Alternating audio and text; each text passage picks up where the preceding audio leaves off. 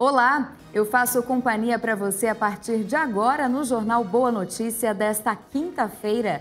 Sejam muito bem-vindos. Na edição de hoje, vamos tirar dúvidas sobre a emissão do Certificado de Registro e Licenciamento de Veículos, o CRLV. Agora, Detrans serão obrigados a emitir o documento de forma física.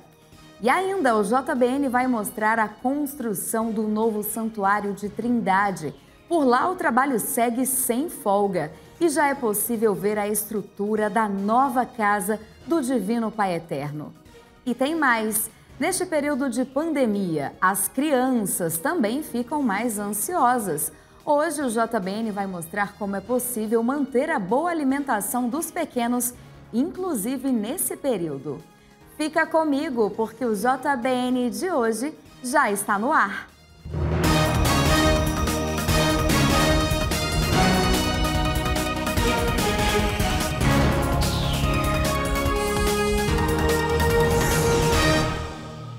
Muito obrigada pela sua companhia de todos os dias e de toda a sua família, juntinho conosco aqui na TV das Bênçãos do Pai. Um abraço muito especial para você que nos acompanha em todo o Brasil, seja pela televisão ou pela internet. E tem novidade na emissão do Certificado de Registro e Licenciamento de Veículos, o CRLV, aquele famoso verdinho como é mais conhecido. Agora, Detrans serão obrigados a emitir o documento de forma física. Uma decisão liminar atende a pedido de despachantes de todo o país. O setor alega que proprietários de veículos podem optar pelo documento em papel ou na versão digital e que milhões de brasileiros não têm acesso ainda à internet. Sobre esse assunto, eu vou conversar agora com o gerente de tecnologia do Detran Goiás, Arthur Souza Brasil, que está aqui conosco. Olá, obrigada pela sua participação, Arthur. Conta pra gente, então, para começar, a Justiça determinou essa mudança, já começou nos Detrans de todo o Brasil a impressão do documento ou ainda não? Como é que vai funcionar? Olá, eu agradeço a oportunidade de estar aqui para esclarecer essa questão que é controversa, né? A gente vem passando por um processo de transformação digital na documentação veicular desde que entrou a placa Mercosul, depois o CRLV eletrônico e agora, no início do ano, o CRV eletrônico. Então, o que acontece? O documento CRLV antigo, o verdinho, né, que a gente todo ano recebia, que valia por um exercício, ele não existe mais. A liminar que foi dada, o Denatran entendeu e orientou os órgãos de trânsito, né, os Detrans, que, na verdade, o que se faculta agora, o que se oferece ao cidadão, é que o CRLV eletrônico, que é aquele em papel A4, que tem o QR Code, esse possa ser oferecido de forma impressa ao cidadão no momento do atendimento. Ou seja, ele tem o documento digital que ele pode obter pelo site, pelo aplicativo, pelo site do Denatran. Esse é um só e é o atual CRLV eletrônico, não existe o CRLV verdinho. O que a gente tem agora com essa liminar é a necessidade de oferecer ao cidadão, no momento do atendimento, que ele saia de lá com esse papel impresso. Mas não é aquele CRLV anterior, em papel moeda, verdinho, que a gente chamava, é simplesmente a impressão num papel A4 comum, daquele papel que representa o CRLV eletrônico, que tem o QR Code, tem aquelas informações. Esse é que a gente vai agora oferecer ao cidadão, caso justamente, como cita até o próprio solicitante da liminar, a pessoa não tem uma impressora em casa para fazer a impressão que a gente recomenda que tenha sempre lá no carro à disposição. Então é isso, não existe mais o CRLV verdinho, não existe mais aquela gráfica, o papel moeda, simplesmente existe a possibilidade do cidadão, no momento do atendimento, dizer, não, eu não quero levar para casa no meu celular, eu não quero receber por e-mail, eu quero levar impresso num papel A4. O atendente, então, na própria impressora normal da repartição, faz a impressão e entrega em mãos para o cidadão. Para a gente entender, então, Arthur, a gente tem um grande público formado por idosos, por pessoas que não têm, assim, tanta intimidade com a tecnologia, como você falou, com o celular, com a internet. É para ficar tranquilo, então, apesar dessa decisão em liminar da Justiça, não vai ter mais o papel moeda, não vai receber em casa como recebia antigamente, Mas aí a pessoa opta lá por ter, então, essa impressão em A4. Resumindo, é isso. É exatamente isso. Caso a pessoa não tenha condições de fazer a impressão daquele documento CRV eletrônico, ela pode, no momento do atendimento no Detran-Sede, nas Ciretrans, no VAPT, onde ela estiver sendo atendida, ela pode solicitar que seja dada a ela a impressão daquele documento. Para a gente finalizar, você sabe de cabeça a multa para quem andar sem a documentação, tanto CNH como a documentação do veículo? Olha, o valor atual da multa eu vou ficar devendo, mas está no nosso site. Eu convido até as pessoas a visitarem, tem muitas informações. Realmente, a pessoa com CRV eletrônico, ela pode, tanto no celular quanto impresso no papel A4, circular normalmente. Ambas as versões são aceitas. A gente recomenda que a pessoa ande com a versão impressa, por quê? Porque aí vai que acaba a bateria do celular ou qualquer problema que haja, o impresso está sempre ali à mão. Podem ser impressas quantas cópias quiserem, então se o carro é compartilhado entre a família, cada um pode ter o seu lá no bolso, na carteira, porque aí fica tranquilo de circular em qualquer circunstância onde o agente de trânsito solicite a documentação, está sempre à mão dos condutores. Ok, muito obrigada pela sua participação. Em nome de toda a equipe da TV Pai Eterno, a gente agradece. Excelente dia. E agora vamos saber o que é destaque no noticiário do Brasil e de outras partes do mundo? Acompanha comigo. Nos Estados Unidos, o combate à Covid-19 é uma das prioridades da Casa Branca. É o que disseram autoridades norte-americanas sobre os próximos passos da administração federal. O governo do presidente Joe Biden já trabalha com a expectativa de distribuir 3 milhões de doses de vacinas da Johnson & Johnson na próxima semana, caso o imunizante receba sinal verde da Administração de Alimentos e Medicamentos, a FDA. O plano desenvolvido pela Casa Branca inclui ainda a distribuição de milhões de máscaras a partir do próximo mês. Na China, o presidente Xi Jinping classificou nesta quinta-feira de milagre a eliminação da pobreza extrema no país. Este é um objetivo que Pequim deseja alcançar até o mês de julho. Uma vitória alcançada após esforços concentrados de todo o partido e dos chineses de todos os grupos étnicos. Desde o início das reformas econômicas no fim dos anos 1970, a China afirma ter retirado 800 milhões de habitantes da miséria. O país asiático, atualmente a segunda maior potência econômica do planeta, alega ter erradicado oficialmente a pobreza no ano passado. E a Austrália aprovou nesta quinta-feira uma lei que obriga o Facebook e o Google a pagar aos meios de comunicação do país para usar seu conteúdo. A legislação poderia servir de modelo para resolver conflitos globais, com o objetivo de equilibrar as relações entre a mídia tradicional e os grupos que dominam a internet. Momento de falar da construção do novo Santuário de Trindade. Por lá, o trabalho segue sem folga e já é possível ver a estrutura da nova Casa do Divino Pai Eterno. Vamos ver na reportagem. O primeiro encontro de 2021 da Comissão de Acompanhamento da Obra do Novo Santuário do Divino Pai Eterno aconteceu reunindo representantes de forma virtual e presencial. Entre eles, o presidente da FIP, Padre André Ricardo, o pároco de Trindade, Padre João Bosco, o reitor da Basílica do Divino Pai Eterno, Padre João Paulo, além de outros sacerdotes, engenheiros e arquitetos. Essa comissão tem o objetivo de acompanhar essa obra e o desenvolvimento dela como um todo, né? Desde os contratos, os projetos até a sua execução aqui. Por isso nós estamos aqui hoje, depois de reunir pela primeira vez, fazendo a visita aqui no canteiro de obras da Basílica. O projeto foi apresentado novamente e explicando para todas as pessoas que fazem parte da comissão o andamento da construção. Desde 2011, quando o sonho da nova Casa do Pai começou a ser executado, uma grande parte do projeto já avançou.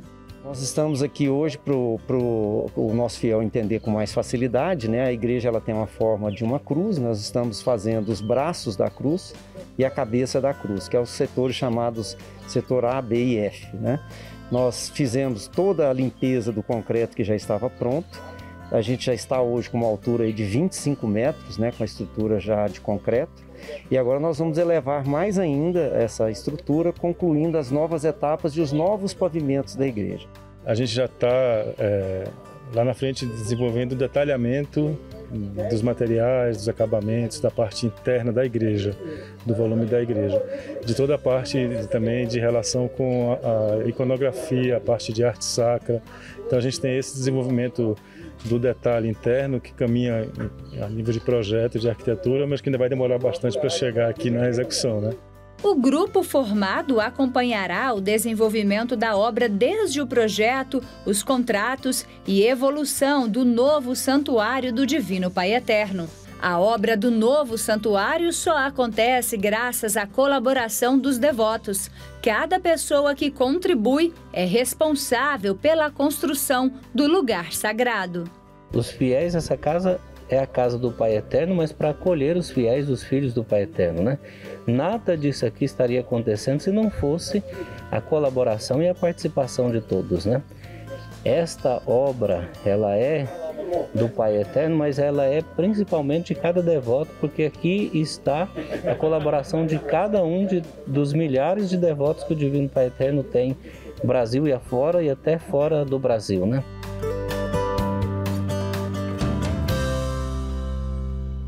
O JBN vai fazer um intervalo rapidinho, nós voltamos já já e eu espero você.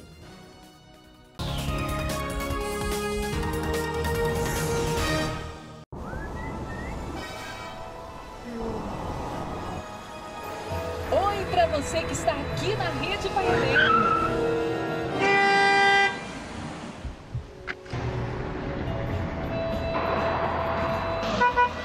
Amigo, sua porta traseira está aberta.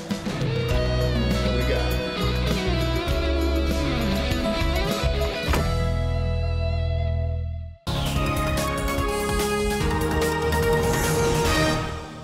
Estamos de volta com o seu jornal Boa Notícia desta quinta-feira. Muito obrigada pela sua companhia aqui na TV Pai Eterno. Agora a gente fala sobre a apresentação do hino oficial da Jornada Mundial da Juventude Lisboa de 2023. A letra é de autoria do padre João Paulo Vaz, da Diocese de Coimbra, e a música de Pedro Ferreira. A eleição foi feita por um júri formado por profissionais da música e das artes, que fez a primeira seleção com a escolha final do dicastério para os leigos, a família e a vida no Vaticano. O videoclipe apresenta a beleza da capital portuguesa, expressa na arquitetura da cidade e a alegria do encontro entre os jovens. Vamos ver. A Jornada Mundial da Juventude é sempre uma renovação de esperança e fé. Jovens do mundo todo se reúnem para manifestar o amor a Cristo. Cícera participou da JMJ, realizada no Rio de Janeiro em 2013. Ela traz essa questão da diversidade, da pluralidade da juventude. Ali você encontra gente de tudo quanto é jeito, acredita em tudo quanto vamos dizer assim, expressão, né? Jovens de todas as expressões e fazendo de tudo, desde adoração até marcha contra o extermínio, tinha de tudo lá, foi muito rico. E foi ali que eu percebi que a igreja, os jovens na igreja, né, é isso, é essa diversidade, faz sentido para mim o termo juventude com esse no final. A próxima jornada será em Lisboa daqui a 2 anos. Mas o hino já foi lançado para que os participantes possam começar a se preparar. De todo mundo para este lugar, partimos, voamos, chegamos aqui. O clipe tem 2 versões, uma em português, língua do país que receberá a jornada, e outra em 5 idiomas para a comunidade internacional. O lema da próxima edição foi retirado do Evangelho de Lucas. Maria levantou-se e partiu apressadamente. O hino é uma oração, né? Se a gente for pegar, ele faz uma conexão com o hino de 2019, né? Do sim de Maria, e hoje com a questão da disposição, de estarmos de fato a serviço. Uma melodia muito bonita, chiclete, né? Que gruda na cabeça. E o que mais chama a atenção nessa melodia é o refrão desse hino, quando fala levantemos os braços, a pressa no ar. E a gente se pergunta, né, que pressa é essa? Que pressa que está no ar? E a conclusão que a gente tira com a situação que a gente vive hoje no mundo é uma pressa de um mundo com mais amor, com um mundo mais justo, mais solidário, mais fraterno, um mundo que tem pressa de tudo que falta nele hoje, né? Falta tolerância, falta respeito, falta igualdade. Então, quando a gente levanta o nosso braço, como diz o hino, a dizer, estamos aqui, estou aqui, pronto para poder sanar esse buraco, essa lacuna que falta de amor e de tudo aquilo que eu já falei, né, da unidade, do respeito. Então, é um hino que nos convida a esse chamado, né? Mais de 100 grupos de todas as regiões de Portugal concorreram com canções para o título de Hino da Jornada.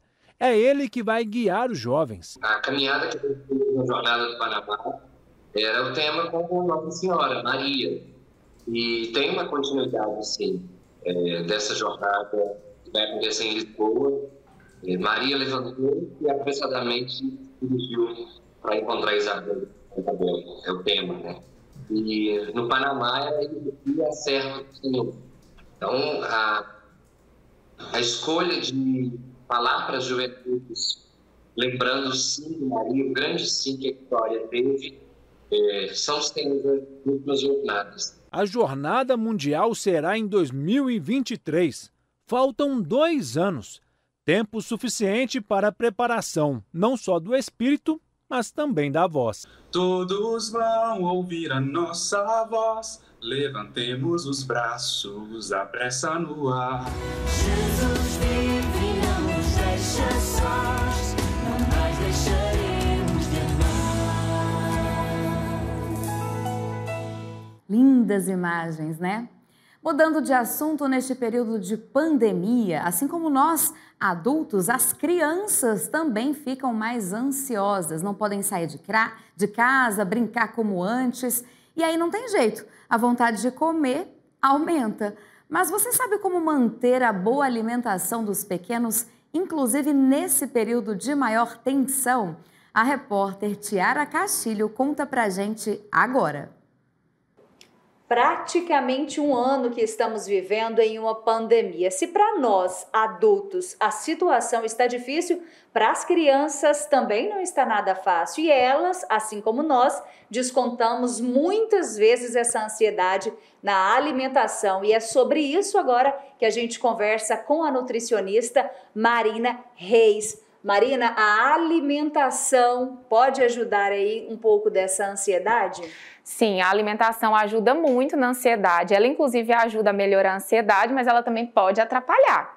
Então, tem alguns alimentos que podem otimizar a ansiedade. O que são eles? Que são os tais alimentos proibidos. Então, o excesso de açúcar, o excesso de industrializados. Isso pode fazer com que a pessoa queira comer mais. Entra como se fosse num ciclo vicioso e acaba que gera mais ansiedade. Alimentos também muito estimulantes, como a base de cafeína, podem piorar a ansiedade.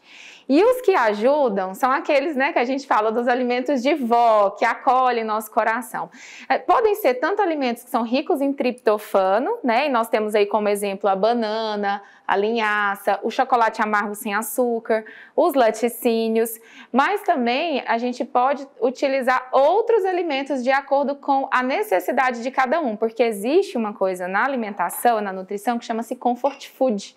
Aquele alimento que te remete a boas lembranças. Então, se ele te conforta, ele vai te acalmar e vai te deixar mais tranquilo. Com relação a chás, é permitido? A gente pode oferecer chá para criança ou é melhor evitar? E se sim, quais os principais? Assim, dependendo da idade da criança e se o pediatra liberar, a gente pode sim utilizar chás. Eu utilizo com os meus filhos. Eu indico ali após 1 ano de idade, E alguns chás que podem ser consumidos por criança, nós temos o rooibos, que inclusive vocês viram aqui no nosso balcão, que é uma planta silvestre. Não tem contraindicação, pode ser utilizada por crianças e gestantes. Temos o alecrim. Gente, o alecrim é ótimo. Além de digestivo, é muito bom para acalmar. Nós temos também camomila e passiflora. Esses são os que eu mais indico. Mas a gente sabe, quem tem filho sabe muito bem que não é toda criança que toma um chá, não. Existe alguma tática aí para induzir a consumir o chá? Se for para induzir a consumir o chá, você precisa ser o exemplo, né? Inclusive, falando de ansiedade, isso é muito interessante porque a rede de apoio, onde a criança está, como ela está, influencia diretamente na ansiedade dela também. Então, não é só a alimentação, mas também a redução de telas, o brincar com a criança, os pais ou rede de apoio estarem calmos para a gente conseguir melhorar essa ansiedade. E o chá, a mesma coisa. Toda vez que a criança estiver consumindo chá, ela vai querer consumir também. Agora, eu tenho uma dica de ouro que eu estou fazendo com o meu filho menorzinho, que eu estou dando no conta-gotas. Acaba que é uma brincadeira. Então, eu faço o chá, coloco no conta-gotas e vou dando na boquinha dele. Vou tentar essa tática, confesso. E agora eu quero ver também se tem uma outra tática com relação a doces, principalmente para aquelas crianças que já têm o hábito de consumir um chocolate ou uma bolacha com recheio.